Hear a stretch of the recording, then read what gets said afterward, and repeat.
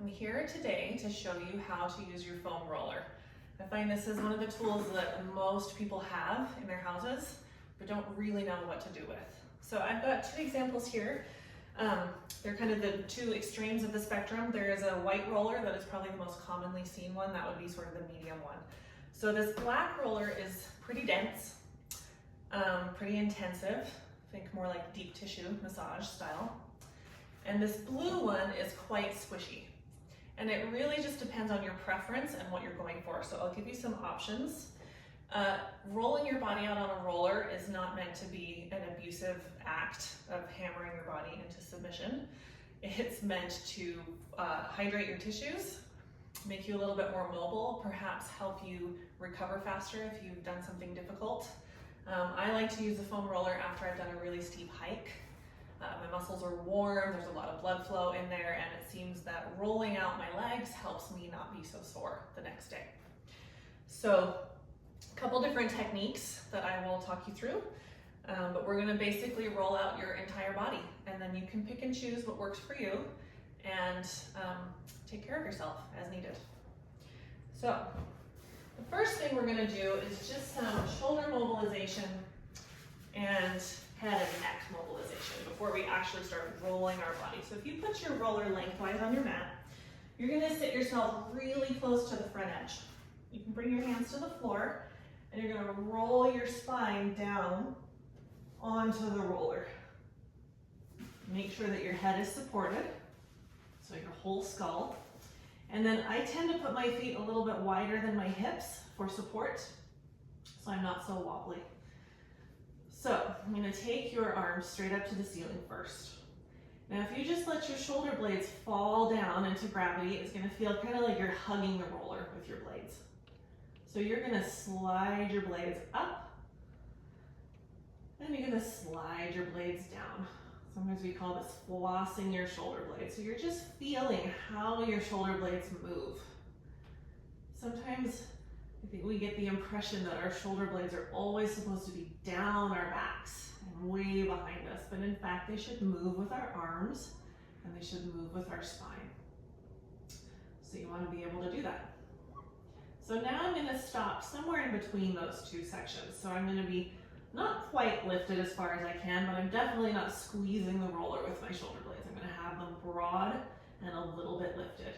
And then I can just take my arms back, inhaling, and forward, exhaling. Notice for yourself, if you tend to lift your ribs to take your arms back, it's probably because you're pulling your shoulder blade down your back.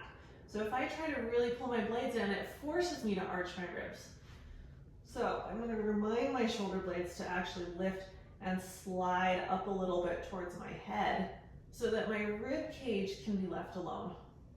Now you could take this into scissors for a little bit more movement. And just keep your breath nice and consistent as you go. And you could also take arm circles. So you're going to lift, stretch your arms apart, and come down. It's nice to have an inhale on the biggest part of the stretch. That'll just help create some more space between the joints in your trunk. Let's go one more circle that way. And exhale. And then we'll reverse it. Make sure your palms are going upwards as you reach your arms overhead so that your arms are in external rotation. So if your palms are down, they're going to get stuck right about here. If you feel stuck, just keep externally rotating so pinkies are aiming almost towards the ceiling. And that should help you get a little more mobility. One more time here. And down. Now we're going to open the arms wide. Turn your palms to the floor. So you've got external rotation in the upper arm bone and then a counter rotation, pronation through the forearm. And then you're going to roll a little bit from side to side. So our chest muscles in the front of our shoulder tend to be a little tight because we spend most of our lives in a forward position. We're usually driving or on the computer or our phone, or we're bent forward reading or cooking. Most of the time we're forward. So it's nice to give your shoulders a chance to go the other way. And if you need a palm and forearm stretch, start with your palms on the floor and then flex your hands back like you're saying stop. And for me, that's pretty intense. So I might choose to lift my arms off the floor a little bit to get there. You could also make a fist and take a few wrist circles. Trying not to bend the elbow in the process, but just rotate the wrist. Stretching all that tissue in the back of your hand. And then you can bring your arms down. You're gonna turn your palms upwards again and now bend your elbows like goalposts. Or if you don't relate to goalposts, like a saguaro cactus. And again, if your elbows reach the floor, that's fine. That's just part of your shoulder anatomy, potentially. But if you need to float your arms and feel a little better that way, go for it. You're gonna pull your elbows in towards the roller, as though they're actually gonna touch the roller. And then you're gonna slide your elbows out and away, and maybe your fingertips touch behind you. A little bit like a snow angel action. And you're just gonna let your arms glide back and forth. And you may very well notice differences between your two shoulders because we use our arms differently. Then you're gonna return to that goalpost or cactus position, and you're gonna pivot your upper arm bone so that you flip your palms down towards the floor, and then you flip your palms back up. Now, sometimes people can keep their elbows down the whole time and still make contact with the floor on either end, but not necessarily. So you just rotate to where you can. There's nowhere you should be going, just go where you go. And go one more like that. Down and back. Then you're gonna scooch yourself back like a little inchworm, and you're gonna get the edge of the roller right underneath that bump on the back of your skull. So that it's not really touching the back of your neck, but your head is a little bit off the roller. And that might be nice to just be there. If it feels good, you can take a little rotation from side to side, not forcing it, but just let your breath and gravity allow your head to move. You can add in some arm movements if you want a little bit more. So what I will sometimes do is turn my head and then reach my opposite arm out. And you can do some arm sweeps or some elbow actions and then return. Sometimes you get a little bit more shoulder opener with your head rotated to the side. You can also center your head and just do a little nodding action. So you can lift your chin up a little and tip your chin down. It's not going to be very big because of where the roller is, but it can just mobilize that tissue where your neck meets your head. And then to get off the roller, there's no super graceful way to do it, so you can just sort of dump yourself off. You're going to pivot your roller so that it's perpendicular to you.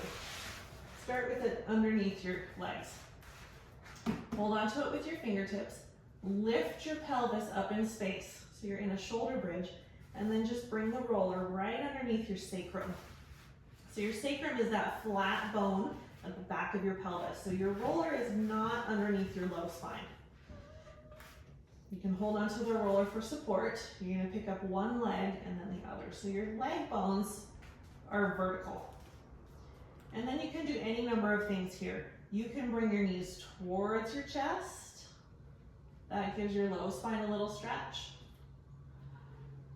You can do a little walking or marching action, toe taps, bringing your feet down.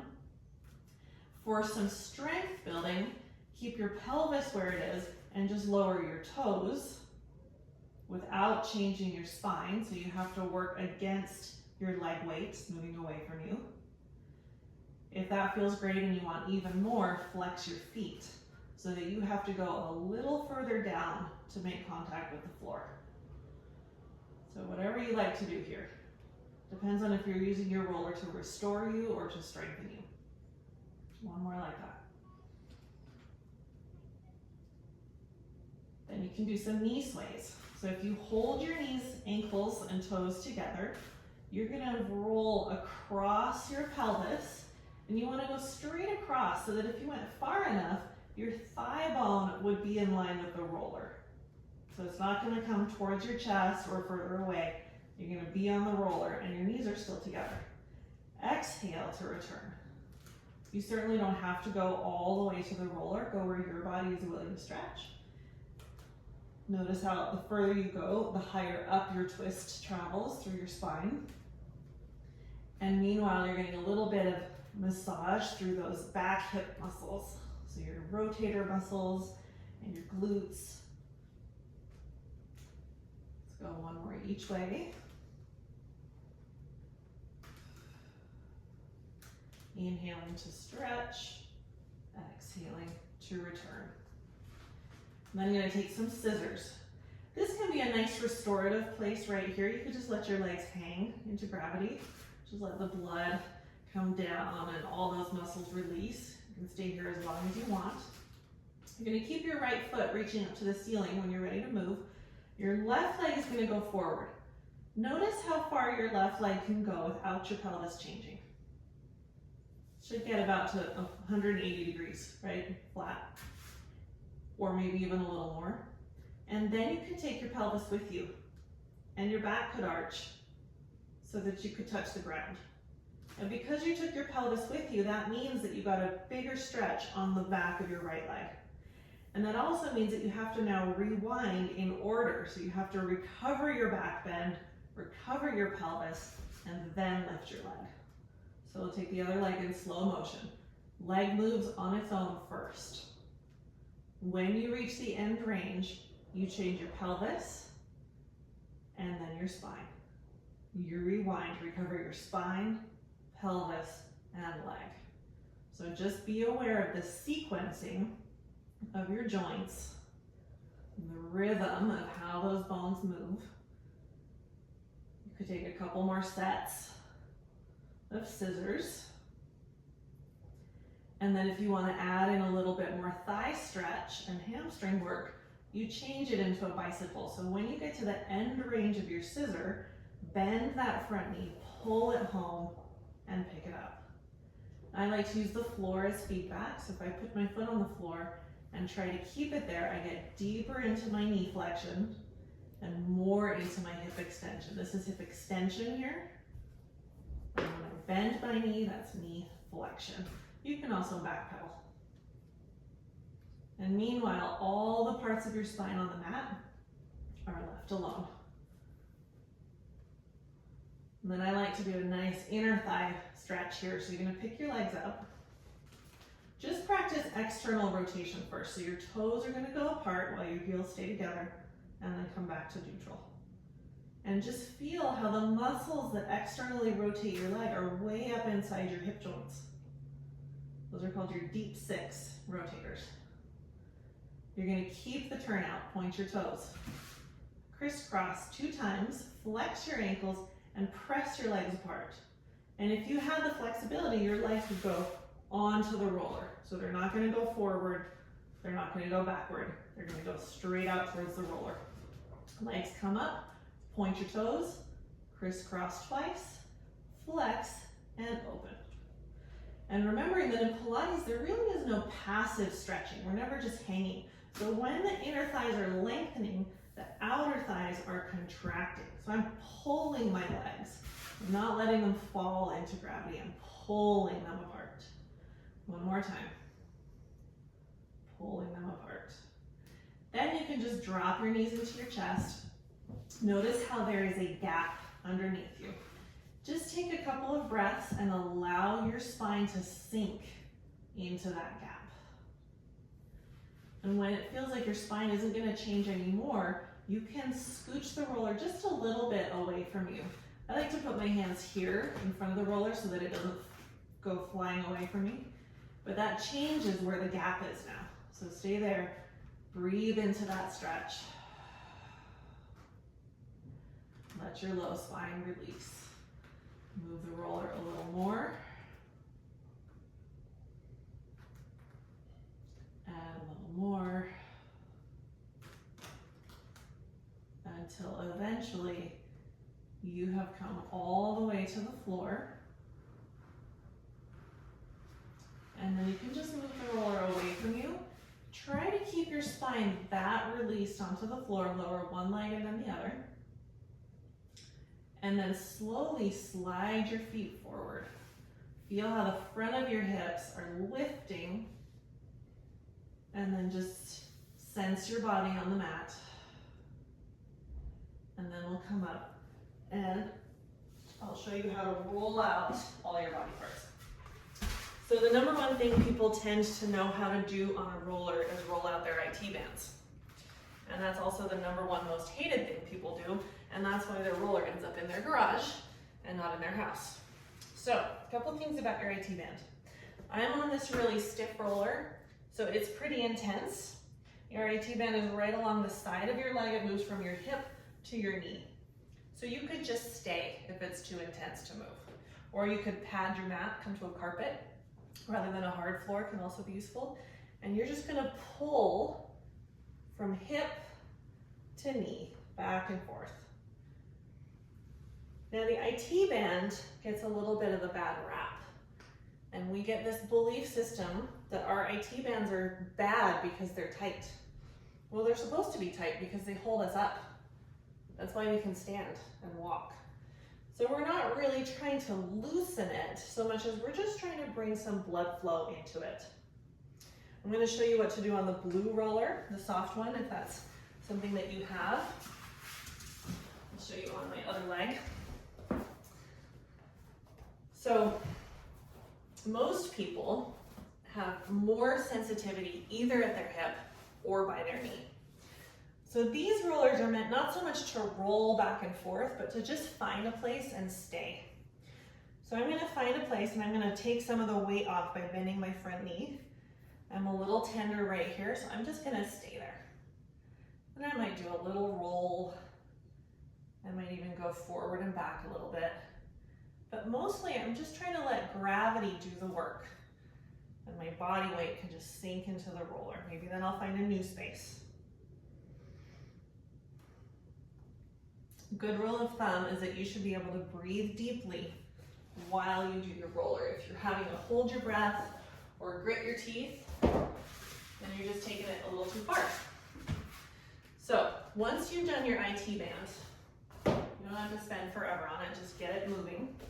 We're gonna come onto your quads. So you're gonna get your thighs on the roller. You're gonna come to your elbows and then just let your feet float. Now make sure that you're not just sinking and hanging, but you have to do a little bit of your plank work. And then you can just pull yourself with your elbows towards your knees. Make sure you don't go over your kneecaps and back towards your hips. Now most things are not as intense as that IT band roll, so this should feel a little bit better. Because you have 4 muscles in your quads, rolling with this straightforward configuration, you're just getting 2 of them, the most surface one and the deep one that run down the middle of your thigh. But we want to get the side quads also. So you're going to rotate both feet over to the right and then do a few rolls back and forth. So that's giving you the inner quad of one leg and the outer quad of the other leg. And then you can roll both feet to the left and do the other way. Now, as with any body part that you're rolling, if it's too intense to move, go ahead and just stay still and breathe. Then you can get into the back of your leg. So you're gonna sit on the roller. You're gonna bring your feet out in front of you and bring your hands behind you. So we're gonna roll out your glutes. So first you're gonna tip over to one hip. And I'm right about at my sit bone. You're gonna pull with your legs and push with your arms, and you roll to the top of your pelvis, back down to your sit bone. So you're just getting into those deep rotator muscles, your glute max and your glute med. And then you can tip over to the other side and breathe. Some of you might have one of those orange spiky balls. They're about this big. That's just a more intensive version of everything you can do on the roller. So just know if you need more, you can get that out. Now you're going to take your hamstrings. So I'm going to turn on a diagonal just so you can see me a little bit better. So I'm gonna shift the roller so that just one of my sit bones is on the roller. My other sit bone is off. And the hip that's off the roller, I'm gonna bend that knee. I'm gonna straighten the leg that's on the roller. If you have the range, you can bring your hands forward and just lengthen your spine so you're already in a bit of a hamstring stretch. And then you'll just press yourself back and forth, maybe sort of the upper half of your thigh, from your sit bone to the mid thigh, back and forth. If you're leaning back, you can also do this, but the back of our thigh tends to be a little bit more fleshy, so the roller experience might not be quite so intense. Whereas if your hands are forward, you're exposing the muscle a little bit more by putting it on a stretch. And then you can just shift to the other side, slide the roller over. The hip that's on the roller has a straight leg. The one off the roller has a bent leg for support. And you just take yourself back and forth. So we've done the side of our thigh, outside of our thigh, the front of our thigh. Now we're doing the back of our thigh. And then you can do the inside of your thigh. So this one's kind of funny, but you're gonna lie down on your stomach parallel to your roller, or actually lie down on your side. And you're gonna place your knee on the roller. And then if you can, you turn your body so you're on your forearms, and you're gonna roll your inner thigh. And you might not realize that you have a tight inner thigh line until you do this exercise. But you can roll as far up and down your thigh as your body will let you. You could do it with a straight leg also. But that's kind of a body part we don't consider rolling. But it is possible to roll any part. So you bring your knee, try to turn your body towards the floor, and then you roll yourself back and forth.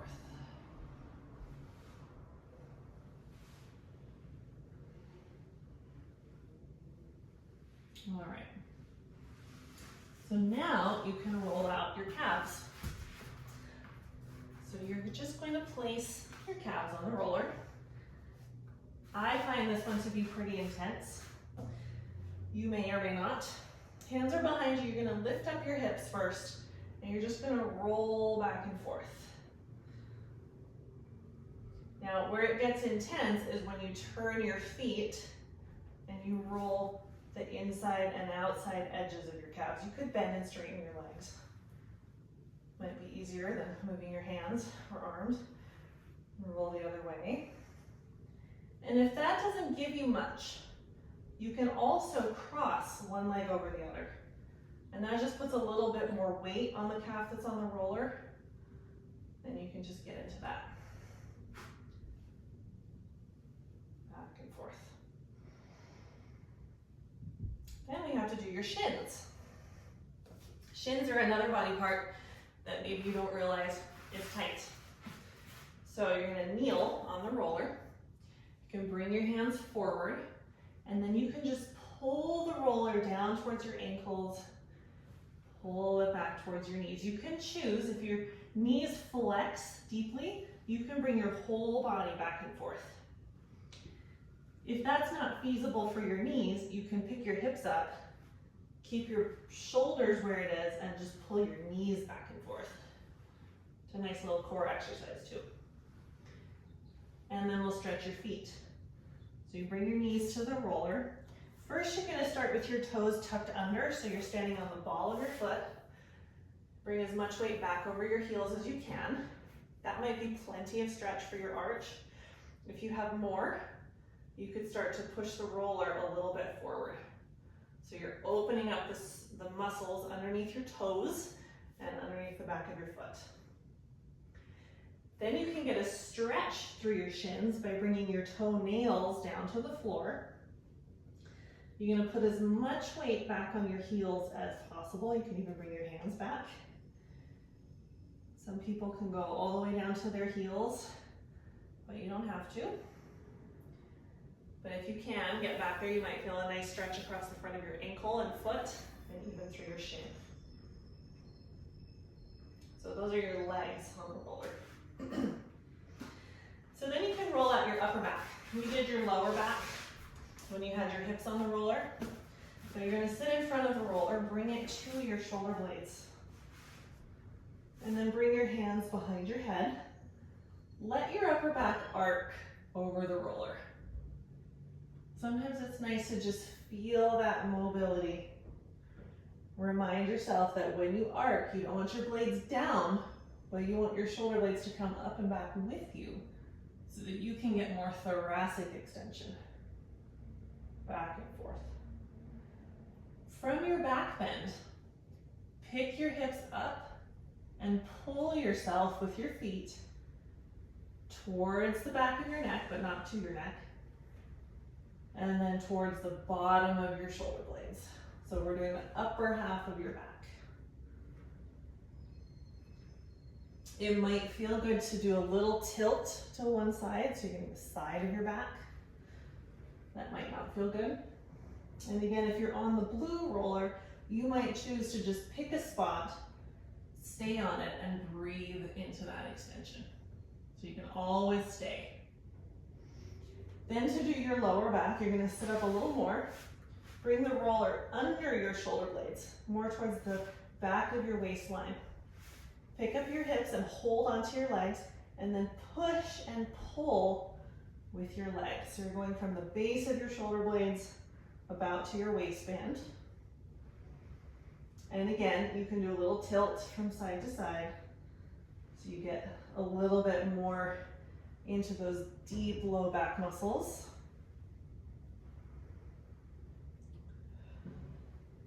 And then you can set yourself down.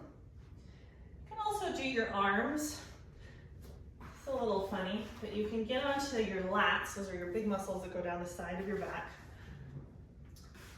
And you can just roll yourself really anywhere your body needs a little mobility, a little more hydration and circulation.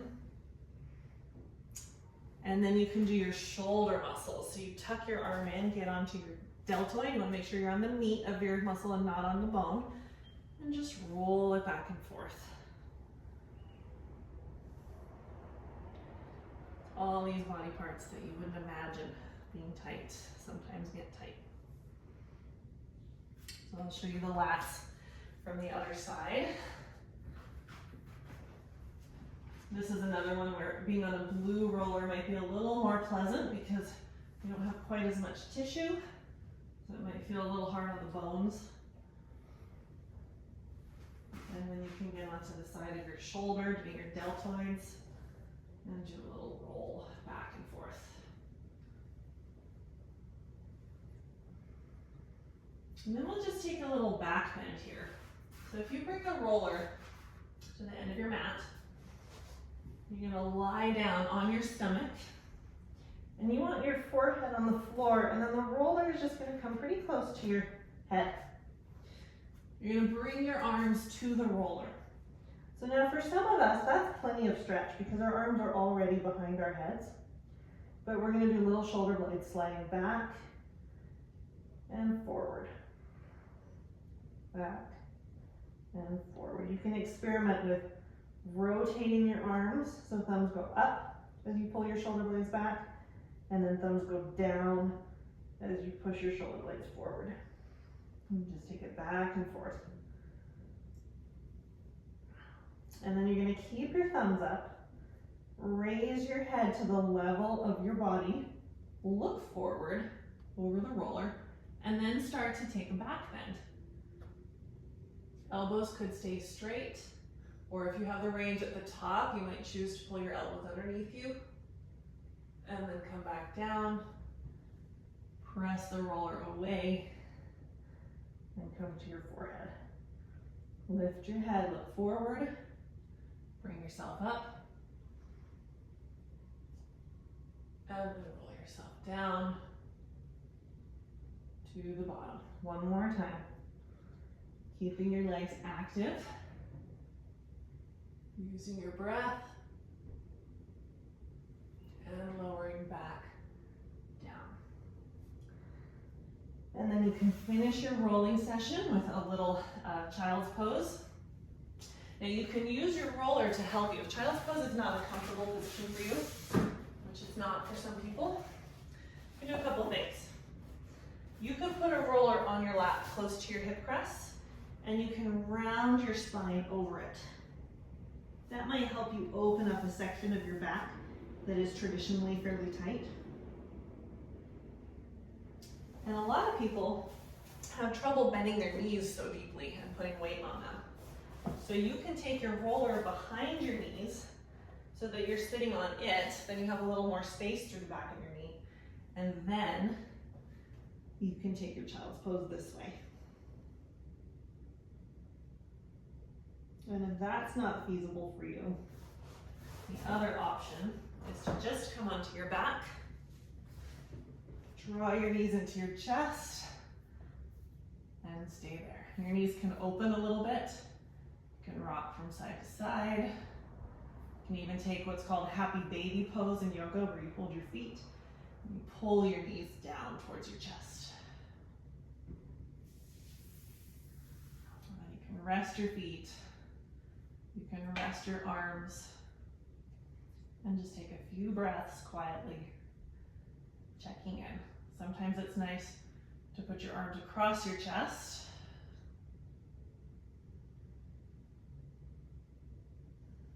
And just let your body settle into the ground.